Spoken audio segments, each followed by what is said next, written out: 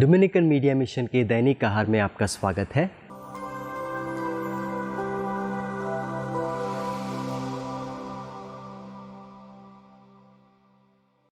प्रार्थना हमारे जीवन में क्या करता है? प्रार्थना हमारे जीवन में 3 रूप से बड़े ही अद्भुत तरीके से परिवर्तन लाता है, चमत्कारी ढंग से परिवर्तन लाता है। सबसे पहला परिवर्तन ये है कि हम ईश्वर के सानिध्य में पहुंच जाते हैं। सानिध्य का अर्थ होता है ईश्वर की प्रस्तुति हमारे जीवन में होना, उपस्थिति हमारे जीवन में होना, ईश्वर का साथ हमारे जीवन में होना। हर कदम पर ईश्वर हमारे साथ होता है।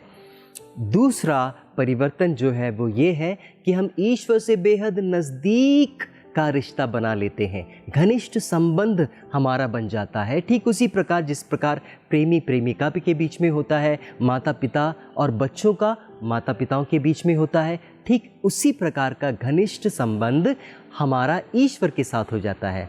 तीसरी बात, प्रार्थना के द्वारा ईश्वर की ज्योति से हम परिपूर्ण हो जाते हैं। इसका तात्पर्य ये है कि हम ईश्वर के जैसे बन जाते हैं। कब? जब ईश्वर के गुण हमारे जीवन में झलकने लगते हैं। ईश्वर के सभी गुण हमारे जीवन में भले ही 1% ही क्यों न हो, लेकिन झलकने लगते हैं।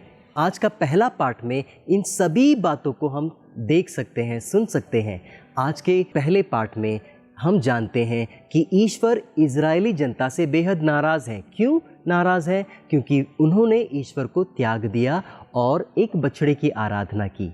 ईश्वर ने उन्हें चेतावनी दी और कहा कि अब से तुम्हारी इस यात्रा में मैं तुम्हारा साथ नहीं दूंगा, मैं तुम्हारे साथ नहीं चलूंगा। और इस बात को सुनकर वे घबरा गए। इतना ही नहीं, ईश्वर ने कहा यदि मैं तुम्हारे साथ नहीं रहूं तो तुम्हारा सर्वनाश हो जाएगा। इस्राएली जनता घबरा गई और मूसा गिड़गिड़ाकर ईश्वर से प्रार्थना करने लगा और कहने लगा, प्रभु उन्हें न त्याग, क्योंकि ये तुम्हारी ही प्रजा है, आपने ही इन्हें मरुभूमि में लाया है, इन्हें न त्याग।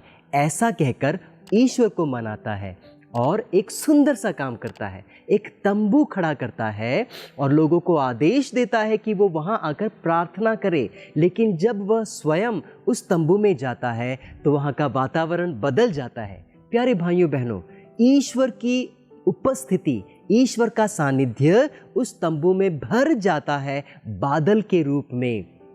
और यही बात ही नहीं, ईश्वर उसके सामने आकर, आमने सामने आकर मित्र की तरह बातें करने लगता है। प्रार्थना में बिल्कुल यही बात होती है। जब हम प्रार्थना में ईश्वर के सानिध्य में जाते हैं, ईश्वर की महिमा हमारे ऊपर आ जाती है और साथ ही साथ ईश्वर हमारे साथ मित्रों जैसा व्यवहार करता है, मित्रों जैसा बातें करता है और हम ईश्वर के इतने घनिष्ठ संबंधी बन जाते हैं। ठीक उसी प्रकार जिस प्रकार माता पिता, पति पत्नी और बच्चे और माता पिता होते हैं। प्रार्थना करने के बाद जब मूसा तंबू से बाहर निकला तो लोग उसे देखकर घबरा गए। क्यों? क्योंकि उसके चेहरे पर चमक थी, इतनी चमक थी, इतना उजाला था, ईश्वर की महिमा की चमक इतनी ज़्यादा थी कि लोगों ने अपने चेहरे ढक लिए। प्यारे भाइयों बहनों, प्रार्थना में भी बिल्कुल यही बात होती है। जब हम ईश्वर के सानिध्य में जाते हैं, ईश्वर हमें अपनी ज्योति से भर देता है, हम ईश्वर के जैसे बन जाते हैं, ईश्वर के गुण हमारे जीवन में झलकने लग जाते हैं। भले ही इन गुणों की संख्या मात्र 1% ही क्यों न हो, आधी प्रतिशत ही क्यों न हो, बल्कि ईश्वर का प्रेम हमारे जीवन में झलकने लगता है, उसकी दया झलकने लगती है, अनुकंपा झलकने लगती है, करुणा झलकने लगती है। जी हाँ प्यारे भाइयों बहनों, प्रार्थना हमारे जीवन में ऐसे महान चमत्कार करता है। इसीलिए मैं कहता हूँ, प्रार्थना में विश्वास करें, प्रार्थना को न त्यागे। आप सबों को जय श्री।